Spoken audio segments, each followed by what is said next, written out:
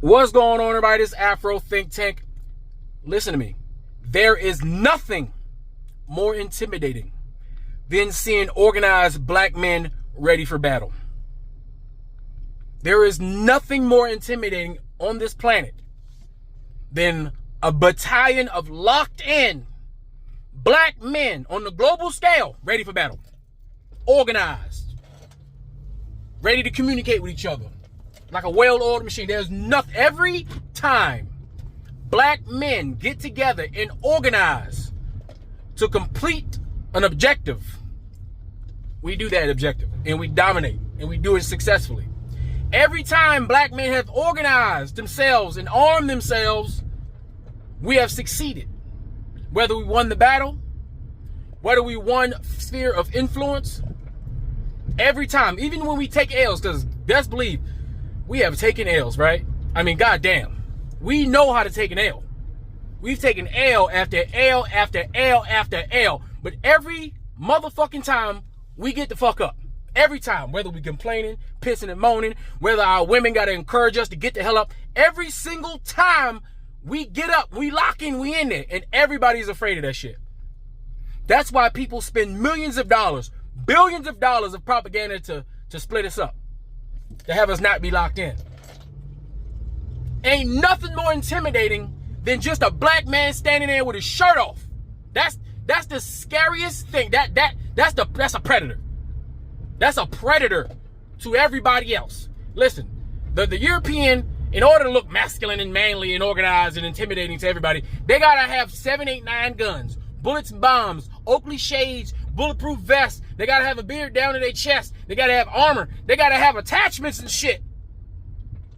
When you look at everybody else's version of masculinity, madness, and the peak of human possibility, it's always come with attachments.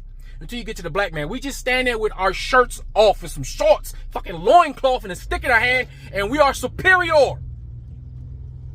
That's all we need. We don't need no attachments. Plus, it's hot. Fucking attachments be hot as shit. Well, you think Africans did wear a bunch of armor? We had armor, but shit hot. Goddamn, let me tell you something. As one warrior, and let any other warrior in the goddamn comment section let you know, that shit looks cool on TV, but that shit can get hot. All right, you sometimes. All right, hey, if you are a veteran and you've been in this situation, let me know. Have you ever been in war and decided on a patrol that never seemed to end it, no matter how many days you and 5 or 12 of your bestest friends are out in the middle of fucking boom hickey nowhere, fucking doing God knows what for God knows whoever, risking your lives? Have you ever been so goddamn hot and tired going up and down some mountain or going through some damn desert just you was like, if we get shot right now, if they run an ambush right now, we're all dead because I ain't doing shit. I'm too tired to run up this fucking mountain. I'm too tired to do anything. I'm dead and I've accepted the fact that I'm dead. So if y'all gonna do this shit, do it right the fuck now. Have you ever felt that way? All right? Because I felt that way plenty of times. Now, was that gonna happen? Hell to the fuck no. Because motherfuckers start shooting at me, I'm going to destroy them. Okay, that's because I'm a Marine. I want you to shoot at me, please. If you don't shoot at me, I'm having a bad day. Because that's how Marines act. All right, but that's, in the fog of war and all that stuff, right? But y'all get what I'm saying. We don't do attachments. We like to be clean, naked, and use our body by default because we are enough. Just us. Just what we got's enough. All right, and it's not just our physical capability. It's our intellectual capability. You see, we're not just the gods of war because we're physically superior over, majority of, humankind, but intellectually, we are one of the greatest groups of tacticians on the planet. From ancient times to modern times, we intellectually are some of the greatest battle minds on the planet. Look at all the greatest fighters in the world right now. Look at all the greatest fighters in the world, right? Look at all the greatest white fighters. All the great white fighters, every single great white fighter had what? A black mind teaching him how to fight in the art of the African American boxing style, the martial art, the superior martial arts fighting style of boxing, which is superior to all other martial art styles in the real world. And next, close second would be wrestling.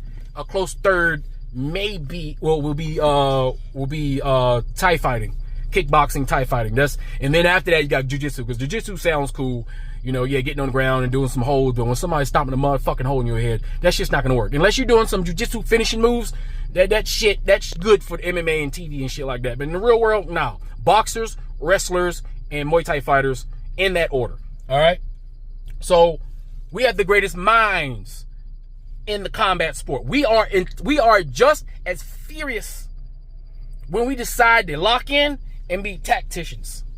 When we decide, fuck it, we ain't got no more help, we got to do this shit on our own, we lock in. When we was riding them guys, when World War I and II, when we was over there saving Europe's ass by flying those planes, apparently we weren't good enough to fly with the white people, even though we were the best pilots in the war. Every white bombing unit wanted an African American to fly escort for them because they knew they was going to go home. How many white mamas and daddies got their children to come home after the war because a black guy was the one that was escorting their bombers during the war? All of them. Every single one of them got to go home. Who else on the planet can say that? What's that got to do with our color? That's our intellect. In the skies, we dominate war. On the ground, we dominate war. Not just the African American, but the African that fought on behalf of the French. Because if it wasn't for the Africans and the African Americans fighting on behalf of the Allies, the fucking Axis would have won. How about that shit? The Axis would have won.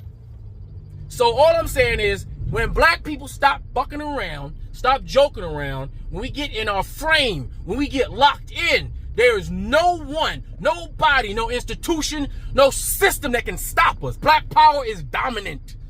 Period. In every aspect of this three-dimensional existence that we are experiencing right now. Period. So anyway, you guys tell me what you think about this in the comment section. This is Afro Think Tank. Learn something, teach something. I'm out. Black men, know you are seen, know that you are heard, and know that you are loved. Dear black men, I think it's important to realize that males are born, but men are made. Personal development is important. And always remember, it's always a treat when black men meet.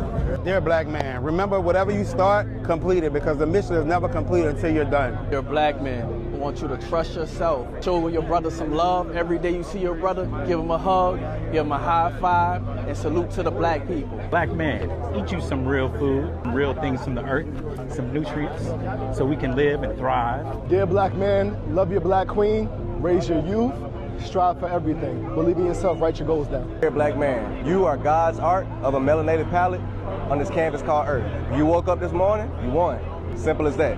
I believe that black people are searching for a key to an unlocked door. That the door to opportunity is wide open and will cost you little to get in. The resources necessary to succeed in this country as Africans in America are here. We have everything we need to succeed except each other. We have money. Oh, we're not poor. We're just broke. Our money goes in one direction, away from us. We've taken the art of consumption to a whole new level. We don't sell anything that we purchase, and we don't make anything that we buy. We just consume. We are a $1.1 trillion annual economy. If we were a nation, we would be the 16th richest nation in the entire world. I've traveled to every place that black people have been dispersed, brothers and sisters. I've been to South Africa, East Africa, Central Africa, West Africa, all over North Africa, and all over South America and the Caribbean. And there are no black people in the entire world doing better than we are. I believe that African Americans are at a pivotal point in history. The world is not waiting for us to wake up to our power. It is time for African Americans to take a seat at the table, not only in America, but also in the global economy. Unfortunately, we continue to place our power in the hands of those who have historically oppressed us, and even worse, we continue to oppress each other. This is the meaning of internalized oppression. To continue to fall into the cultural hypnosis of thinking that white America controls our lives is a true abdication of our personal power, and the reality is that each and every day is an opportunity for us to create a new and powerful story in our culture, and unless we find a way to write this new story and to claim our power, there will be devastating implications for our community and for the world. Half of black folks have a credit score below 620.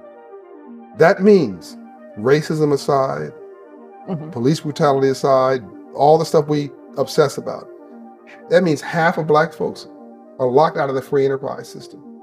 and cannot get access to capital because you cannot get a decent auto loan below 630. Right. You cannot get a decent mortgage below 680. Right. You can't get a small business loan, which is risky credit, below 700. So before you wake up in the morning, you're already half of us we're in bondage. Right. I think one of the blessings of being an African American, I'm not saying it's unique to us, but I do think it's true for Black folks who've been successful, is you got somebody in your family who's not. Yeah. Right? So that's true for everybody, all of us here, right? And so when we have a barbecue or a Thanksgiving at our house, we got folk from all walks of life and friends that we, go back 40 years and who are still struggling, still trying to pay the bills, still dealing with, the rent. And so in that sense, I'm lucky. Michelle and I, we didn't come from privilege. And so there's no doubt our lives now are different, but our memories and our relationships have not changed that much, right? If I'm talking to my barber, that's somebody I've known for a long time. He remembers when I could only afford to cut my hair once a month and it looked raggedy. But $20, that was dinner for a while. And so you don't forget that kind of stuff. This is Robert Smith. He's worth $12 billion and he's the richest Black man in America. He's the founder and chairman of Vista Equity Partners with over $95 billion in assets under management. He founded Vista Equity Partners at age 37, and he's the guy who paid off the entire class of student loans a few years ago. It was a $34 million debt. He's doing big stuff. So Robert Smith is the founder of one of the world's most successful private equity firms. He made a name for himself in the private equity industry for his savvy deal-making skills and investment. He grew up in Colorado and attended Cornell University, where he got his degree in chemical engineering. He later got his MBA from Columbia Business School and began working in finance for several years. Now, in 2000, as I mentioned earlier, at 37, he started Vista Equity Partners in San Francisco. What is Vista Equity Partners? It's a firm that specializes in investing in software and technology companies that have had some incredibly successful investments over the years. Some of the firm's most notable investments include some of the biggest enterprise software companies. This guy's made his name known in the private equity space, but he's also known for his philanthropy and how he's donated millions to support causes like healthcare and education. So in 2020, when all those students at Morehouse were graduating, Smith was the guy who paid off all their student loans. That was the guy. Smith remains a highly respected figure in the private equity industry and a well-known philanthropist. His success at Vista Equity Partners and his commitment to giving back to his community have made him a role model for many aspiring investors and entrepreneurs. Here's some of the principles that have guided his success. Take risk, be disciplined, be patient, invest in the people, have long-term value creation, and have skilled advisors. If you thought this was helpful, if you thought it was cool, click the plus right there for more videos like this one. And you can also save this video for later if you want to watch it again. You've heard rappers talk about their Amex Black Card, but what you might not know is that for 17 years, American Express, the company, was run by a Black CEO. Ken Chenault was born in Mineola, New York in 1951 and graduated from Harvard Law School in 1976. After a stint at a law firm, he became a management consultant at Bain & Company, where he was recruited by his law school classmate and future presidential candidate, Mitt Romney. He joined American Express in 1981 and quickly made a name for himself by taking over a struggling business unit and increasing its sales by a whopping 600% in only 3 years. In 1991, he led the launch of the insanely popular membership rewards program, and in 2001, he became just the third African-American CEO of a Fortune 500 company. In his 37 years at the company, he helped build American Express into the credit card giant it is today. And he's one of the biggest reasons why. There's a lot of archetypes that rich Black males could fall into. First is the hood rich archetype. I'm talking about it'll be a full-on trap house with a Bentley parked in the garage. Tier 2 is not switching up that much to begin with. You'll be in a mansion but still next to a few closed down church's chickens. See, there's the corporate rebrand archetype. It'll be a full personality 180, bro. You can't even text him, he only responds to emails, bro. Usually gonna have the low cut or dread. He doesn't even look in the direction of the hood anymore, bro. He wiped it from his memory. There's the contracted rappers. They're usually rich in their prime and in the event they don't fall off in the future, bro. Chains and cars are a default accessory, bro. Default was face tattoos and colored locks in the 2018 archetype. The rich streamer or content creator, you can see the dreadlocks, a few chains, the default white tank, the default denim tears, and at least one Lamborghini, bro. Also one online controversy. It's the rich African princess, bro. They'll email people saying they have 45 billion in the bank. No one knows if it's real or not because no one's replying to the emails. The rich Nigerians have their own archetype in itself. A lot of them just casually flex Mercedes and mansions. The main brands are always gonna be Versace and Burberry. They always own a few pieces. And of course, you're gonna have the rich athletes also. They have all that of a rapper, but like 10 times more. Like the chains and grills have its own gravitational pull. Of course, you got all the black doctors, lawyers, and engineers. And the billionaire black investor is rich for the sake of being rich. This tech entrepreneur is the richest black person in America. The wealthiest black person in America is IT entrepreneur David Steward, according to the 2024 Forbes 400 list of wealthiest Americans. Last week, on October 1st, Forbes revealed its annual ranking, which estimated the Missouri resident's net worth at a record $11.4 billion, up from $7.6 billion last year and $6 billion the year before that. Steward, who resides in St. Louis, tops private equity billionaire Robert Smith, who is the second richest, with an estimated net worth of $10.8 billion.